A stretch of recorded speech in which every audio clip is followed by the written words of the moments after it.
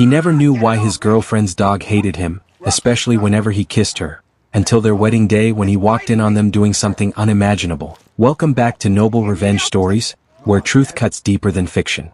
Before we dive into today's shocking tale, tell us, where are you watching from? Drop your location in the comments.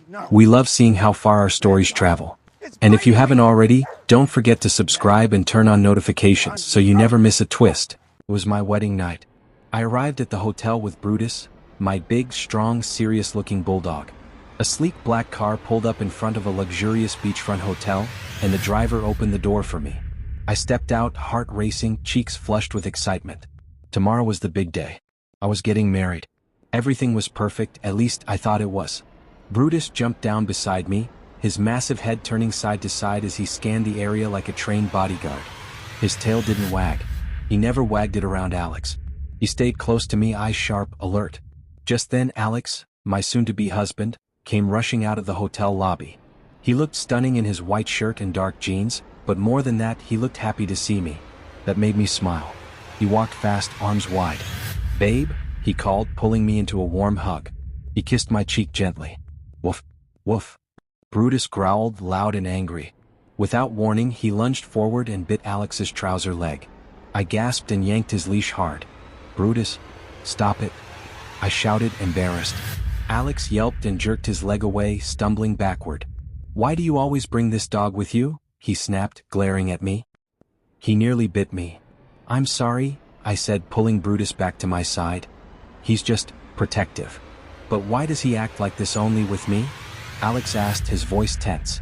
"Every time I get close to you, he acts like I'm the enemy." I chuckled nervously. "He's just a dog, babe. He's been with me for years. You'll get used to each other." Alex didn't seem convinced. His eyes locked onto Brutus, who now sat beside me like a statue, glaring at him with quiet judgment. We walked into the hotel together. One of the staff took Brutus' leash and walked behind us. I tried to lighten the mood by chatting about last-minute wedding plans, but I could feel Alex's discomfort growing. In the elevator, he turned to me. "We can't keep the dog after we get married." I froze. "What?" "He doesn't like me, Grace. He scares me. This isn't normal. Dogs don't act like that unless they know something." I sighed. "He just needs time. You two will be friends eventually." "We've been together for months," Alex said. "It's not getting better, it's getting worse." "Please," I said softly, resting my hand on his arm. "Let's not do this tonight. Let's just enjoy the evening, okay?" The elevator doors opened and we stepped into the suite. My breath caught. The room was stunning. Rose petals on the bed, gold balloons on the ceiling, a handwritten sign that said, "Last night before I do." Champagne bottles stood in a silver bucket, and a table was stacked with gift boxes. "Oh my God," I whispered, turning to Alex. "This is amazing." He smiled, though it didn't reach his eyes. "You deserve it." I threw my arms around him and hugged him tightly. For a moment, it felt like the world was quiet, like maybe, just maybe, everything was okay. Then I saw Brutus. He had taken a seat near the bed, calm, still, but his eyes never left Alex. That night, I had no idea something terrible was going to happen. Something that would change everything. But I would soon find out that Brutus was never the problem. The real threat was much, much closer. I woke up early the next morning, sunlight creeping through the blinds of the hotel suite. My wedding dress hung gracefully by the window, its ivory fabric catching the light like a promise. Today was the day. I should have been thrilled, overflowing with excitement. But something inside me was off. I couldn't place it. A strange tightness in my chest. Maybe nerves, maybe not. Alex wasn't beside me in bed. I sat up slowly, rubbing my eyes, and reached out to feel the cold side of the mattress. He was gone. Brutus lay at the foot of the bed, ears perked. He rose instantly, sensing my movement. His nose twitched, eyes fixed on the door. I didn't even have to speak. He was already walking ahead of me as I slid out of bed, slipping into my robe. I opened the suite door and stepped into the hallway. Quiet. The kind of quiet that's too quiet, like it's hiding something. I followed the faint sound of a voice. Mel. Familiar. Laughing. Alex. I tiptoed closer, Brutus matching my every step, silent and alert. We were near the room at the end of the hallway, Alex's suite. The door was slightly ajar. I paused just before it, heart thudding against my ribs. And then I heard it. She doesn't even suspect a thing. One more pill before the ceremony and it's done. It was his voice. Clear. Cold. I froze. She'll collapse before the vows. Or right after. Doesn't matter.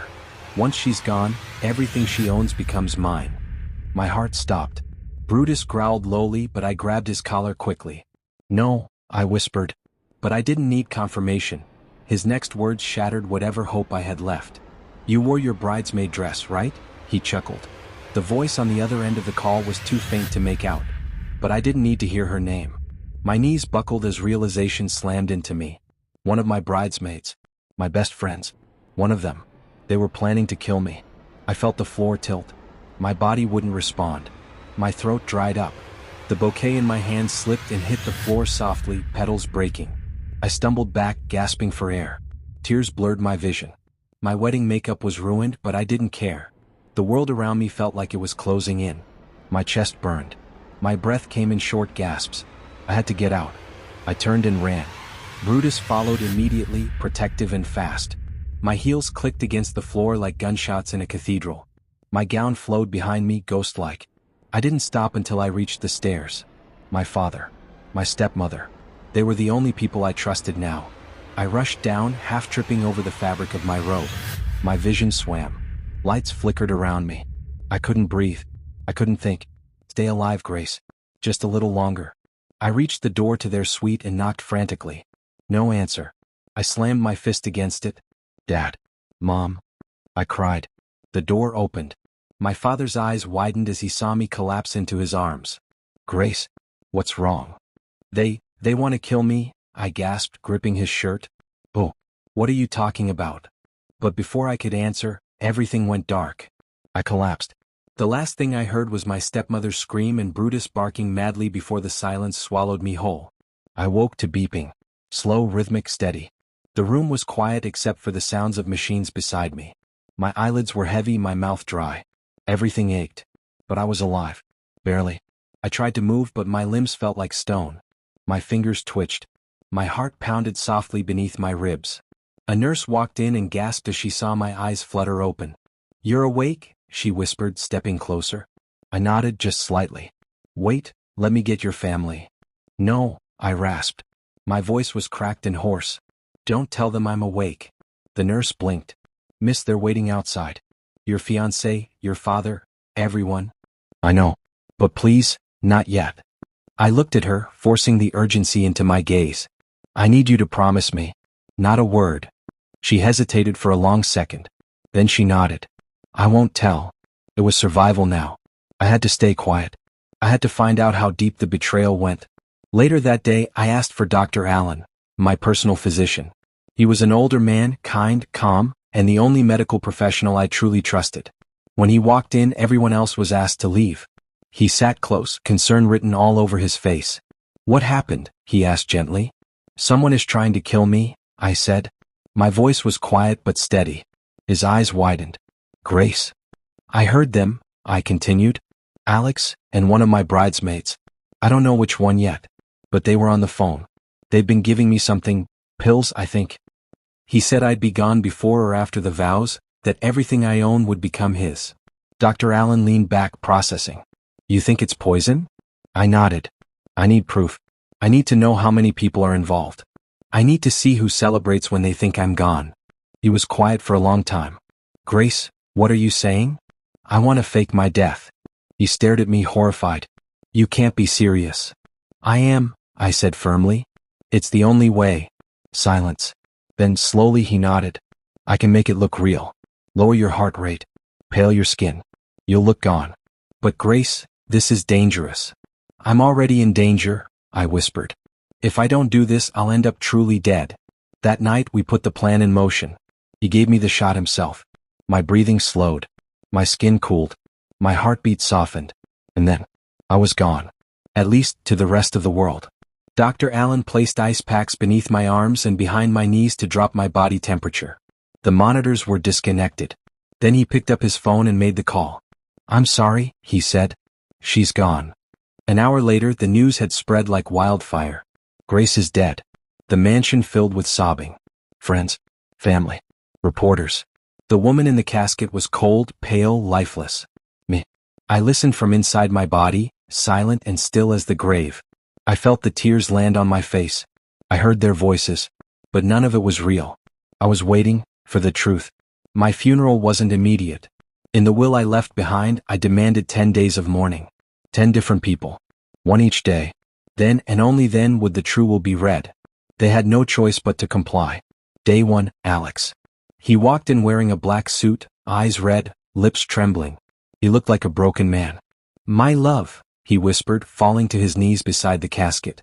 "Why did you leave me?" I wanted to scream. Then she entered, Rachel, my childhood best friend. The one I trusted with my life. She was wearing a black dress, smudged mascara, trembling lips. Liar. She walked over and placed her hand on Alex's shoulder. He looked up, reached out, held her hand. And then, he whispered, "Finally we can have everything." Rachel gave a soft laugh. "I can't believe it's over. No more waiting." The fire in my chest burned so hot I thought I'd move. But I stayed still. Rachel leaned in closer to my face and whispered, "The pills worked like magic." I didn't blink. I didn't breathe. But my heart shattered. They stood there, talking softly, whispering about properties and shares. Beach houses. Luxury cars. They were celebrating my death. The two people I loved most. And I wasn't even done finding out the rest. Day 2. My step-siblings walked in like vultures circling a fresh carcass. Juliet came in first, her high heels echoing through the marble hallway, followed by Tony, her twin brother, hands in pockets, eyes scanning everything, especially the valuables. Juliet stood before my casket and sighed deeply. "Well," she said flatly, "I guess I'll take the beachfront house." Tony chuckled. "Of course you would. It's got that ridiculous wine cellar you always wanted to turn into a dance studio." "I deserve it," she snapped. Grace barely used it anyway. She hated the beach. So dramatic. "Fine," Tony shrugged. "Then I want the cars. All of them." I wanted to scream. They were divvying me up like leftovers. Tony rubbed his chin. "You think she left anything for us in the will?" Juliet rolled her eyes. "She better. We were her only family." "Only family? Really?" I had paid off their debts. I'd funded Juliet's boutique and Tony's startup that never even got off the ground. I didn't ask for thank yous. I just loved them. But apparently love was just a bank account to them. Tony reached into his pocket and pulled out a bottle of champagne. "Too soon?" he asked with a grin. Juliet laughed out loud. "A little," she smirked. "Let's wait till day 10. I couldn't move, but inside I was crumbling. How long had they been pretending? Day 3. My father. Robert. He walked in slowly, holding the hand of his new wife, Linda, my stepmother. I'd waited for this day, hoping that maybe, just maybe, my father would be different. He stood beside me, touched my cold hand, and whispered, "My little girl, my firstborn." For a moment, my heart softened. Then Linda leaned in and said, "I know this is hard, sweetheart. But think about it, no more begging her for support." My father didn't flinch. He simply nodded. "I suppose you're right," he murmured. Linda continued, "She must have left you something. You're her father after all." He sighed. "She better have. I did everything for her when her mother left." I swallowed a sob. He never cared. Not really. Every birthday, every school award, every tear I shed, he was too busy, too tired, too emotionally unavailable. Now I knew why. He never saw me as a daughter. Just an investment. Day 4. My mother. I wasn't sure she'd come. She had left when I was 6. I'd spent my whole life believing she didn't care. But the woman who walked into the room wasn't cold. She was broken. Linda, my mother, had aged, but her eyes were still soft. She didn't look at the mansion or the casket. She just walked to me, dropped to her knees, and clutched my hand. "My baby," she sobbed. "I never stopped loving you." Tears fell from her cheeks onto mine. "I fought for you. I begged the court. Your father made sure you hated me. But I never stopped trying." Her voice broke and something in me broke too. She was telling the truth. And I believed her.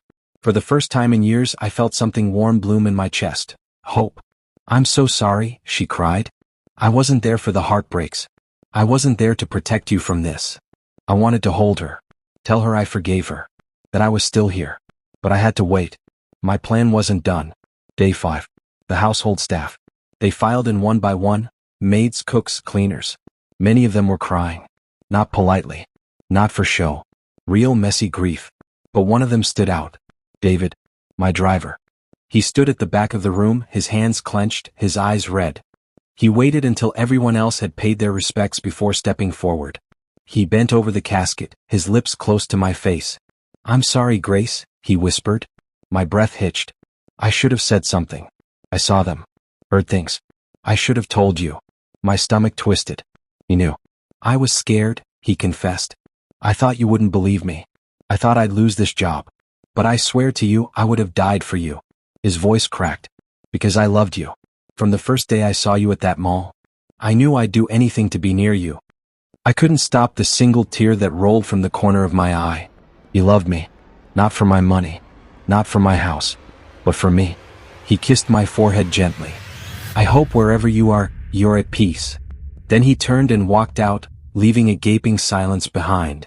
Days 6 through 9 blurred. Extended family came and went. Cousins, aunts, uncles. Some genuinely cried.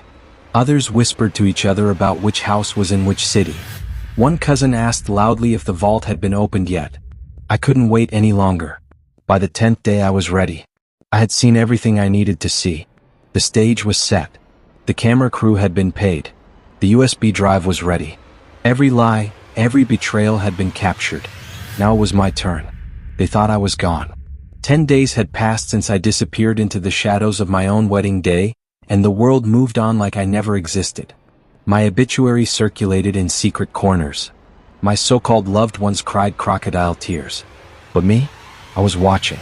Every single moment. I had faked my death, yes.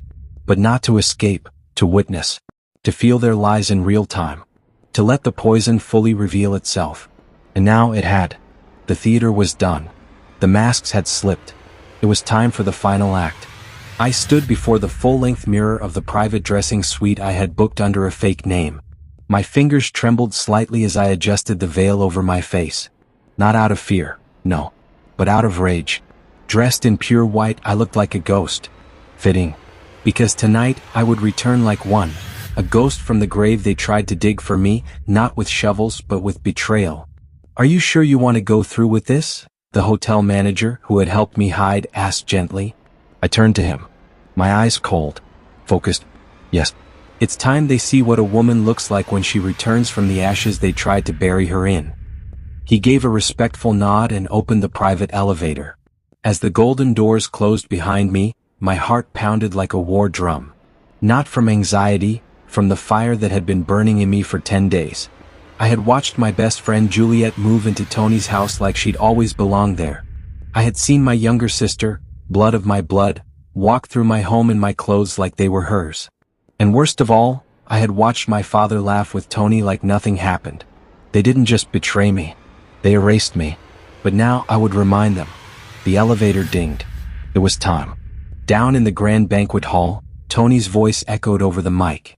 "And as we celebrate tonight, I want us to raise a glass to love, to family, and to new beginnings," he smiled, arm around Juliet's waist. The guests clapped. They had no idea what was coming. The doors to the ballroom swung open, and I walked in. Every heel click on the marble floor was a declaration of war. The room stilled. Gasps rippled like waves. Conversations froze mid-sentence. Forks dropped. Phones slipped. Eyes widened. It was as if time had shattered. Tony turned first. His smile dropped instantly. Juliet's wine glass slipped from her hand and shattered on the floor. My father's hand clutched his chest like he had seen a ghost, because he had. "Grace," Juliet whispered, her voice barely there. I kept walking. The veil stayed over my face. I wanted them to feel the haunting first. The uncertainty. The guilt crawling up their spines before the truth slapped them raw. Tony stumbled back a step. This can't be your dead?" I finally spoke, pulling the veil back slowly. My voice sliced through the silence like ice. "Isn't that what you told everyone?" The entire hall erupted in confusion. Whispers turned to murmurs. Some guests stood. Others turned to look at each other, unsure whether to scream or clap. "I'm not dead," I continued, stepping onto the stage. "But tonight, someone's reputation is about to be." Tony moved toward me. "Grace, I can explain." "Don't," I said firmly, holding up my hand. "Not yet. Everyone deserves to hear this together. Especially you, Juliet." Juliet looked like she might faint. My father remained seated. His face was pale, lips tight but not surprised. Just inconvenienced. That told me everything I needed to know. I turned to the audio team, The same one I had paid to remain silent until this very moment. "Play the footage," I said. The lights dimmed. The screen behind the stage lit up. Hidden camera footage began to roll.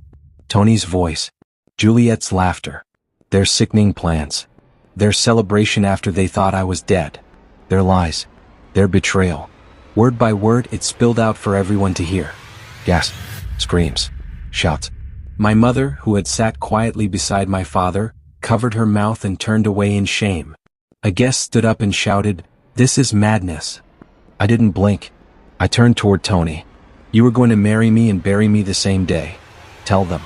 Tell everyone what you planned." He was sweating. His lips trembled. "Grace." I didn't. I cut him off. "Save it for the judge." Juliet stepped forward, her voice shaking. "It wasn't just me. Your father knew too." The room fell deadly silent. All heads turned to my father. He stood slowly. "Grace, listen." "Don't," I said, shaking. "You sold me like property. For what? A partnership? A few coins? Was I just a transaction to you?" His face crumbled, but I didn't let him speak. I turned to the crowd. For 10 days, I watched the people I loved the most turn into strangers. They laughed. They danced. They took over everything that was mine. My fiancé. My house. My life. But they forgot one thing. I looked straight into Juliet's eyes. "You can't kill what you didn't create." Then I turned to Tony. "And you? You tried to bury me in silence. But tonight, I bury you in truth." I stepped down from the stage. The silence behind me was deafening. Shame was dripping off every face that mattered. Security walked in. I had already sent the footage to the authorities before arriving. Tony and Juliet were both under investigation for attempted murder and conspiracy. My father? He was being watched too. I walked out of that hall not as a bride, not as a victim, but as a survivor. As the glass doors closed behind me, I could still hear their voices shouting. Some begged. Some cried. But none of it mattered anymore. Because Grace was no longer the girl who wanted love. She was now the woman who chose justice. I didn't sleep that night.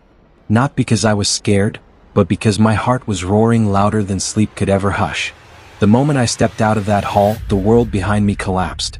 And I didn't look back. Not once. But the aftermath? Oh, it came crashing in like a storm. By morning, the headlines were everywhere. Billionaire bride returns from the dead, ex-fiancé and best friend exposed.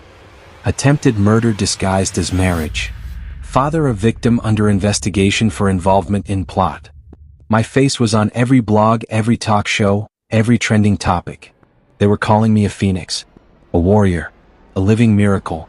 But behind all the praise, I was grieving. Grieving for the girl I used to be. The one who trusted too easily. Loved too blindly. Believed too deeply. She was gone. What remained was Grace 2.0, fire-forged, ice-edged, and dangerous in silence. The mansion I once called home was no longer mine. Not in heart. Not in spirit. It held too many ghosts, of betrayal, of heartbreak, of voices that once told me they'd never hurt me. I relocated to a private estate outside the city. Quiet. Secure. Secluded. My lawyer and private physician had both joined me there to plan the next steps, because the war wasn't over. Not yet. Juliet had been arrested hours after the footage aired. She was found hiding in a luxury apartment Tony had secretly rented for her. The same apartment I paid the deposit for. Tony, he had tried to flee the country. Coward. But he didn't make it. The police picked him up at the airport, boarding a flight to Dubai. He didn't even bother to pack my memory. When the officers handed me the confiscated note he had in his pocket, I read it slowly. Grace's death secures our future. After the wedding, we disappear with the inheritance. Love you always, Jay. Well, what a twisted word. I sat on my balcony, sipping tea as birds chirped in the distance. The world was so loud yesterday, but today it was silent again. Just me and my thoughts. And David. He knocked gently on my door before entering. "May I?" he asked, voice low but warm. I nodded. He stepped in, holding a small brown box. "This came to the old mansion 2 weeks ago. The housekeeper saved it. She said Juliet kept trying to hide it." I took the box and opened it. Inside was a flash drive and a small silver bracelet. My bracelet. The one I thought I lost months ago. The flash drive had no label. Just a scratch on the surface. I plugged it into my laptop. It was surveillance footage. The same hotel where Tony had booked our honeymoon suite. But what it showed made my stomach churn. Tony. With another woman. Not Juliet. Kissing. Laughing. Signing something. I paused the footage and zoomed in on the papers. A secret marriage license. Different name. Different state. So he was cheating on Juliet too? My jaw clenched. This wasn't just betrayal anymore. This was a sport to him. How many other women? How many other lies? I turned to David. You were right. I didn't know him. Not at all. He sat down across from me. People like Tony, they were masked so well, Grace. You would never have seen it coming.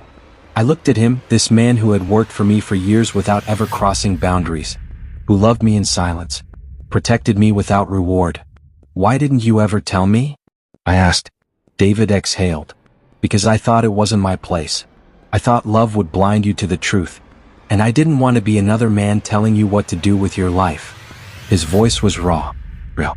You were the only person who treated me like I mattered, Grace. Not because of your money, but because you saw me.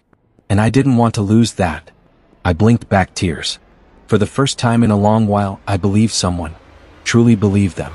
David rose to leave, but I stopped him. Wait. He turned. Stay. Please. He sat back down. Quiet. Steady. The silence between us wasn't awkward. It was comforting. I handed him the bracelet. It's broken, he said.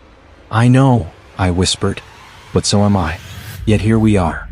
That night, the stars blinked softly above the estate. I sat outside for hours, replaying every lie, every scene, every hidden truth that had unfolded since that morning I heard Tony on the phone. But this time I didn't feel weak. I felt sharpened. Wiser. Tomorrow the real legal battles would begin. The estate division. The criminal charges. The civil suits. But tonight I allowed myself one breath of peace. And when David placed a blanket over my shoulders and sat beside me without saying a word, I didn't push him away. I simply leaned into the moment. I was no longer Grace, the betrayed bride. I was Grace, the woman who rose. They called me the billionaire bride, the one who cheated death and exposed betrayal with quiet rage. But now I was simply Grace, the woman who refused to stay buried. 10 days after the world learned my story, I stood in a courtroom packed with flashing cameras, murmuring reporters, and cold-hearted faces. My wedding dress was long gone. I wore black today, not to mourn but to signify rebirth. The version of me that once begged for love was dead and gone. This was the Grace that rebuilt herself from ashes. Tony sat across from me in cuffs, head bowed. His once proud shoulders now slouched with shame. Juliet, my best friend, sat beside him, eyes swollen from tears, but I knew better. Those weren't tears of guilt. They were tears for her ruined future. The judge read the charges slowly. Attempted murder. Conspiracy. Fraud. Identity theft. Each word felt like justice brushing against my skin. Every syllable was a nail in the coffin of their carefully crafted deception. And then, something unexpected. A lawyer stood up holding a folder. Your Honor, we'd like to submit new evidence. A confession video from the third accomplice. The room gasped. Third? My stomach turned. The screen behind the judge lit up. A familiar face appeared, my stepmother. She sat calmly in the video, her hands folded neatly on her lap as if she was in a Sunday service. Yes, I knew, she said, her voice clipped. Michael, sorry Tony, told me everything. I even gave Juliet the pills. Grace always had too much. She didn't deserve it. The room erupted in murmurs. I closed my eyes. So that was why she'd always warned me against prenuptial agreements, telling me to trust love. So that was why she always insisted I take my supplements directly from her hand. Everything connected. The betrayal was wider than I imagined. The judge's voice thundered, "Court will resume tomorrow to process the additional charges." I stood and walked out, my heels echoing across the marble floor. The press swarmed me, but I didn't speak. I didn't owe anyone my voice anymore. I walked straight into my waiting car, and David was already behind the wheel. Home? He asked gently. I paused. No, I whispered. Not yet. We drove for hours. Just the road and the silence between us. Finally, I told him, take me to my mother. She lived in a small, quiet town, the kind with dusty roads and hummingbirds that flew too low. When she opened her front door and saw me standing there, she froze. But I didn't. I walked into her arms. "I forgive you," I whispered. And she broke. We sat for hours, sipping tea like old friends, healing wounds that had festered in silence for too long. She told me everything. How my father had lied, hidden letters, destroyed photographs. How he made her the villain so he could control the narrative of my life. But now I had the truth. The next few days passed like a dream. Lawyers called, accounts were frozen, assets restructured. I reclaimed my company, my properties, but more importantly, my peace. I stood on the balcony of my new penthouse, overlooking the city skyline. The same city that had once laughed at my naivety was now whispering about my strength. And then David walked in. No uniform. Just him. A man who had loved in silence and served without expectation. "I came to say goodbye," he said, rubbing the back of his neck. "Goodbye?" I asked, panic flickering inside me. "You've won, Grace. You don't need me anymore. I only wanted to protect you, and now you're already protecting yourself." I stepped closer. "But what if I don't want to do it alone?" He looked stunned.